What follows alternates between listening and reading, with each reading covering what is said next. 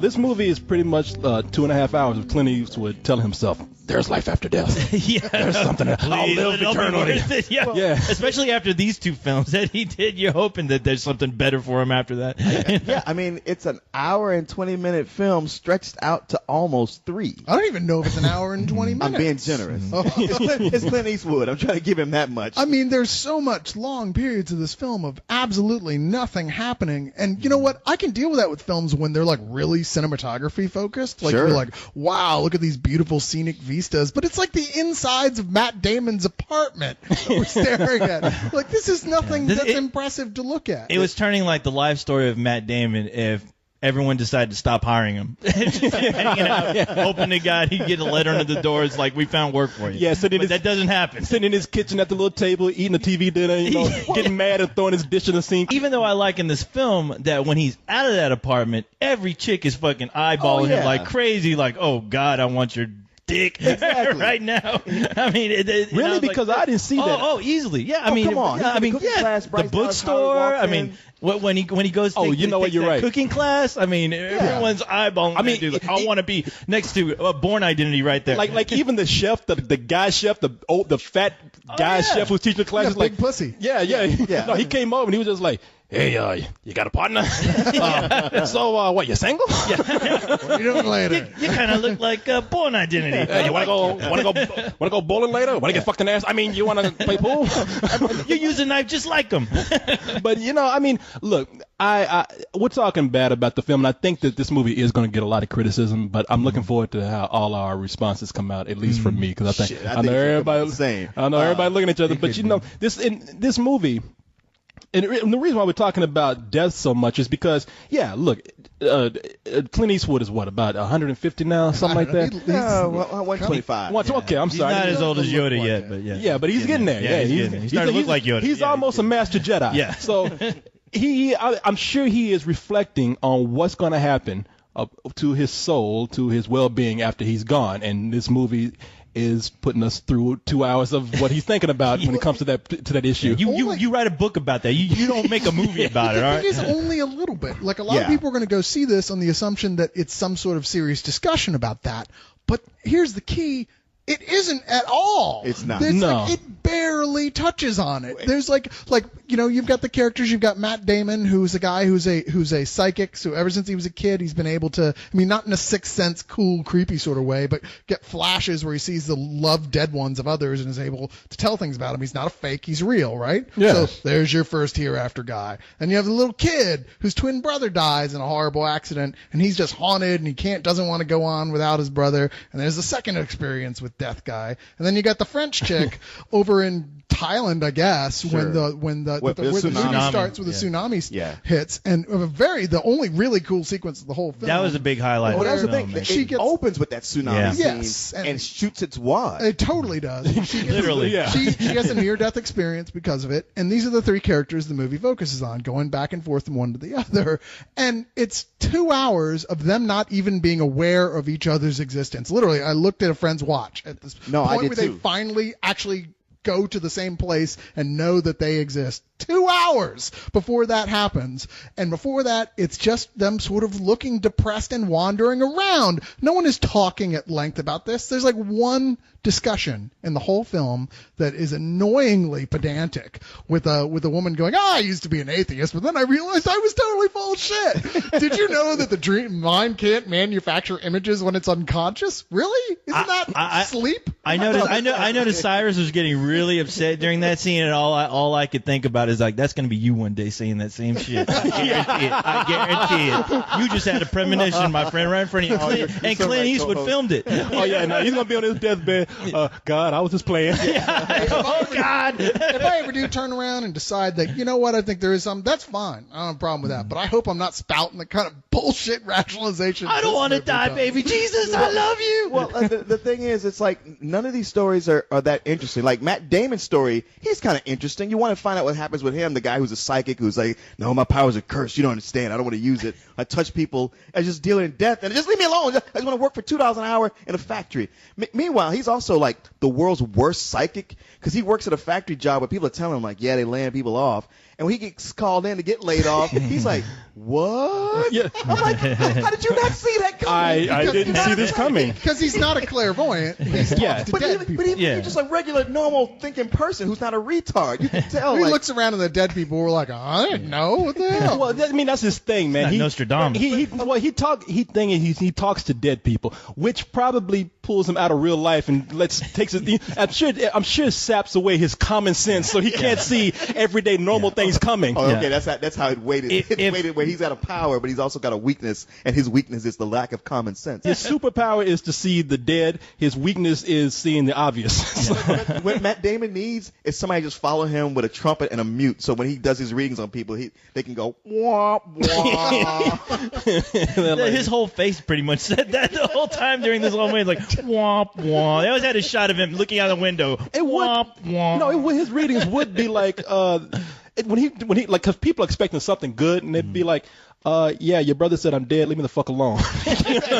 Sorry, kid. What do you want me to tell you? You gotta learn how to throw a joke into the mix. You know? And your brother also said he's sorry the time he put his balls on your head and had all his friends take a picture. It was always crushing news. It was like, yeah, hey, sorry I raped you that time when you were 2. You didn't know, so I'm telling. And now that I'm dead, I don't have the law against me. So, hey, kid, brighten up. It seems to be a community in this afterlife. What, aren't they telling good jokes? So you can go, just tell them. I know this is wasting time, but I just heard the best knock joke from Abraham Lincoln. Hold on. Yeah. No, Fluffy didn't run away. I accidentally ran over with the car. Sorry. Yeah. But speaking of that kid, I thought that he had some of there was spots in this movie where there was, I thought, good humor. Mm-hmm. It was at least worth a chuckle. And that kid, when he was some of his moments in the movie, as depressed as he looked, I think he had some really funny parts. Like when he was stalking Matt Damon when they should have been playing like the theme from Halloween. Yeah. With that kid stalking him. Yeah, I know. Like the young Michael Myers. Yeah, I was expecting him to start running after him like Robert Patrick in Terminator 2. There's this kid that's like, that he's insistent that Matt Damon give him a reading, and he ain't giving up. And Matt Damon, instead of like, every time Matt Damon turns around, that kid is across the street looking like Michael Myers. In fact, I was expecting that kid to have a knife in one hand and in one scene looking at. But I thought that kid was funny. Oh, she was great. No, there's a scene where he like goes to the hotel, and I think he tells the chick at the front counter, "I'll be back." Yeah. And that kid drives to the window. And then, I see a cop car drive. Because she's like, the hotel. Yeah, kid, go away. Yeah, get out of here. Hit the bricks. All right, I'll be back. Except he's coming out on a bicycle. Yeah.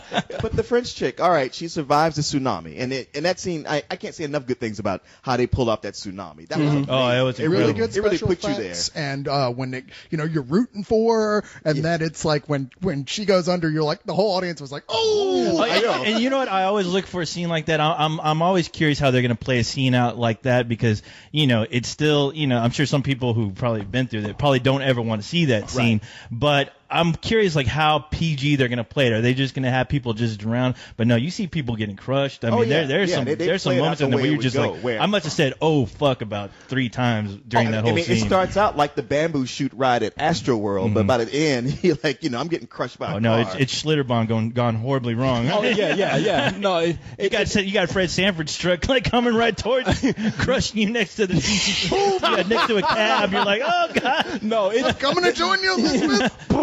No me gusto. No, it's funny because that's a great scene, and it's so good that I think it kind of works against what they're trying to do, because it's supposed to be tragic. Meanwhile, I was in the theater with my hands up.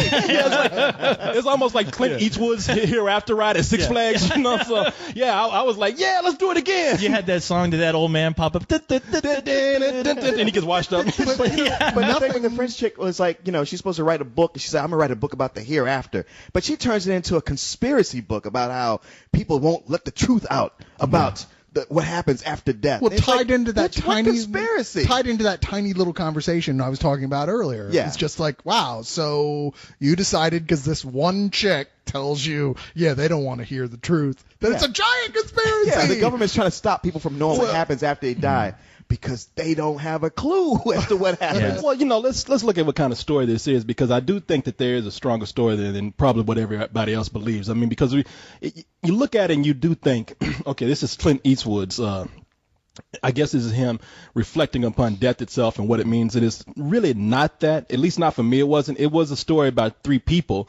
whose lives become interconnected. Granted, 3 hours later, but Yeah. I mean, but it's how they all become connected. And Matt Damon, he's not only is he probably the best actor out of these people because he's not because I think the other people aren't good actors, but he's the one who's given the most chance to emote and probably go through a lot of. He's the reluctant psychic, and he's right. I mean, let's face it, being a psychic, you don't get laid doing that. Oh no! I mean, I yeah. don't know. If you work it right, you get laid all the time. Well, the thing is, as long as that other person doesn't find out what you do, I mean, that seemed to be his problem. I see us in bed together tonight.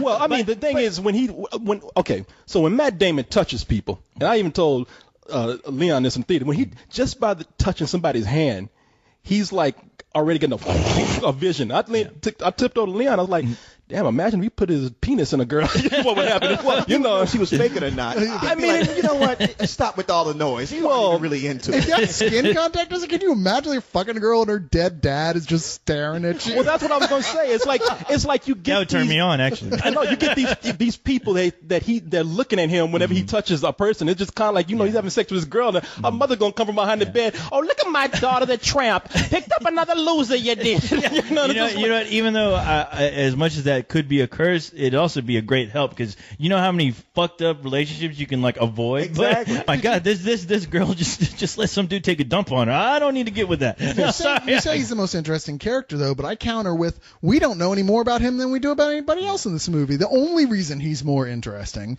is, well, A, because he's not Matt Damon? subtitled, Yeah. and B, because he actually has an interesting quality to him. The fact He's got that a superpower. He has a superpower. Other than that, he's a really boring character. Well, okay, what makes him interesting is that he's got Jay Moore as his brother, who's kind of a little shady. Put on a lot of weight, too. Yeah, and lost a lot of hair. And it looks like his hair is trying to run away from his head. I know he's starting to look like Larry from the Three Stooges. He's always kind of had that going. Yeah. It's just weird how when he gets older, the way. Or his hair is trying to hang on to dear life to the scalp of his. It's like, Yeah, maybe he gets talked to as his brother's hair. Go back. but he's got that whole kind of support thing going on with the brother and the guy he's reading for, and people coming to see him, and the job and the cooking class. It's a bunch of different things. Whereas with the French woman, okay, she's a news anchor who's trying to write a book but doesn't know what she's doing.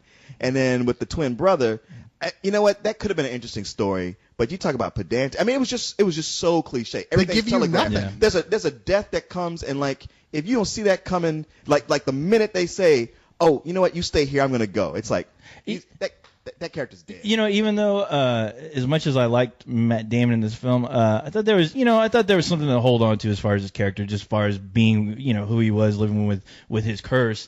But I also enjoyed the kid in the film. I honestly kind of felt for that kid as far as, him losing his twin brother, which, I mean, I've read plenty of stories where when you lose a twin, that's like a big deal. Yeah. And I thought they really did a good job of like really getting that idea across that, I guess the problem with these other characters for me, I mean, they go through tragedy and there's just little for them to do but mope. Like, I'm looking at the girl's name here, Cecile de France. She's a beautiful girl. Yeah. I think that she is a good actress, but I mean, she has this thing that affects her life, this near-death experience, and from that point on, life just, for a small period, just takes a small downhill, and that's all she does is mope. The kid, and it's played by two twins who interchange with each other. I'm looking at the names. They do the thing like Social Network where it's one kid playing both parts. No, I think one of the kids had his head grafted onto the body of the guy from the Social Network, though, and then they shrunk him down. Have you seen them trying to explain to Clint Eastwood if they wanted to do that? And him just going, what the hell are you talking Just give me some fucking twins! Get the hell out Not of that here. fucking hard! All this technical mumbo jumbo. He loads his rifle, and that's the end of that conversation.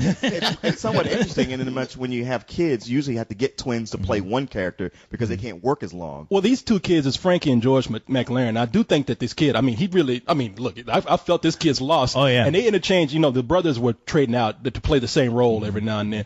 But, I understood why he was moping about. I mean, really did feel like, man, this kid is crushed. Mm-hmm. So I didn't mind him moping around as much. But, yeah, I mean, with the time span and length of the film, it kind of dragged on a little bit. Well, the problem is, like, all three stories, they have their interesting points. One might be more interesting than the other, but the fact is, because there's three stories competing for this time, none of them get developed well enough. Each one of them could have been its own movie. What y'all think of Dallas Bryce Howard? Bryce Dallas Howard. That whatever the fuck. She's all right. I liked her. She's interesting when she's in it, but then she's just gone. But I thought her character was psycho. I thought the way she came in and was so just like flirting with him to that degree so much and all up on him and insisting we go back to your place and all this. Well, she is a redhead. But it was just so much. Yeah, you immediately got what type of person she was, especially when she was going to those cooking classes. Like, you clearly knew her agenda because she clearly told him. And all I thought was like, all right, you're talking to a motherfucker that sees ghosts. This is not going to end. This is not going to end good at all. Well, you know something? I did have to laugh that like she was the definition of a sure thing, and yet he found some way to fuck it up. Yeah. Can I ask you a question? Would it be okay if I told you the answer was no? You don't even know what I was gonna ask. Yes, I do. You can ask me if I can do a reading for you. Look, Melanie, I barely know you, but I like you. A lot, really a lot. And is there any way we could just pretend that maybe we go back in time and just forget about the phone ringing and my brother's message and we never had this conversation? Why? Because if we open the door and go down that road, any chance that we had of having something normal will just be gone. I mean, sometimes, knowing everything about someone, it just seems nice, but really, maybe it's actually better to hold stuff back. I think that this movie for her shows that she is becoming a better actress, at least for me. I mean, we've seen her I've evolve always thought over she was years. good, but she was playing a very different character than she used to do. Yeah, and she looks different every time too. Because when she came out, It takes a while to recognize her. it does. I'm like, who the fuck is this? Yeah. I like her in this just because everything's already so banal by this point. Just someone bubbling with effervescence at that point, crazy or not, was a welcome diversion. Everything else is depressing. At least somebody's happy. Yeah. To a point. But with the kid, at least, I did like how he was determined to find some way to contact his brother, and I loved how there's a great scene where he's going to different psychics and mediums, and you realize that in a business like that you're gonna meet a lot of crazies, and I loved how this kid just reacted to every single one. He was like, everyone he was meeting, it was always disappointment, but I loved how he just reacted to it, and just he was very persistent. Well, he wasn't giving up. Clint Eastwood is at the point now, at least with this film, and I don't know what he was thinking, but this movie gives off the impression that he's really in love with his direction, with his cinematographer, and with the score of the film. And I think that's why this movie feels like it's taking so long. But at the same time, there's points where I really did like all of that. I loved his direction. I loved the score that they had for the film. Really? I thought the score was slowing it down. It was being really sappy. There are points where I felt like the movie was slow, and there are points where I thought the score of this film actually helped the pace of this film and made me enjoy it. And the other thing is the religious aspect of the film. See, I think there's, again, people taking different things from it. That scientists, there's a point in the film where they try to argue that there's scientific evidence for the hereafter, and there's a conspiracy to cover it up. And that takes them trying to bring that in there. This is a movie about destiny. It's not about trying to convince people that there's scientific proof for the hereafter. So I think that took away from the movie. And even there's another point in the film, because I don't want people to think that this has anything to do with Christianity, because it doesn't. No. In fact, they actively poo-poo that. Yeah, they did. There's a part where they say that part of this conspiracy for the hereafter is done by religious people and the religious right, and probably Christians. In fact, there was a scene when the kid is going from charlatan to charlatan looking for someone to help him to contact his brother. One of them, of course, is a Christian type of person, and he actually rolls his eyes at this guy saying, "Oh yeah, you need to get Jesus involved." So it's like the film does not want you to mistake that like Christianity has anything to do with it, or at the very least that it even wants to talk about it. Even though I thought it probably would have given the film some balls, I guess, because it did feel like they just they threw that at you, but they took it away just in hopes that someone like Cyrus wouldn't get offended or something. I wasn't offended by anything. I just thought it was laughable. Well, with a story like this, I was hoping they probably just get a little bit more into that, but I can understand why they kind of just they presented it and they took it out. All of this is up to it's to lead to this. All of this is done to lead to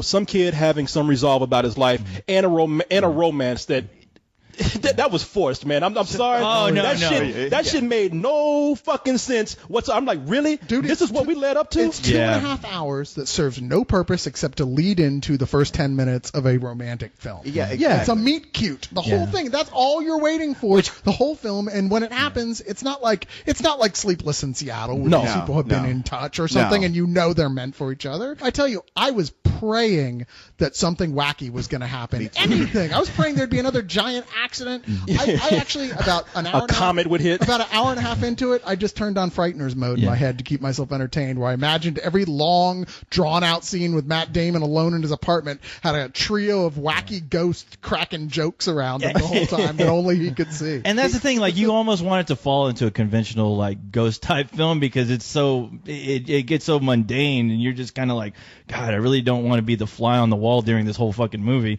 but I am. And, you know, you're praying for, like, visions of ghosts, or, you know, as the Mexicans say, you know, visions of cucuy. But, you know, El Cucuy, that's a wrestler, isn't it? soon to be. Well, hey, it is but you know, Time for a ghost story. you call it like a Destiny film, where I think it's more about just closure for these characters. That's what they're really searching for. You don't think it's not a Destiny film because all their paths are meant to cross, and plus they've had some sort of vision of, like, I was meant to be at this Not point so in my much. life. I mean, it seemed like all that was tacked on. Honestly, it didn't really harp it on did a not- Destiny angle. No, at all. no. It just seemed like they were Just the all closure. looking for closure, but the whole tacked on ending, which the ending really hurts this film.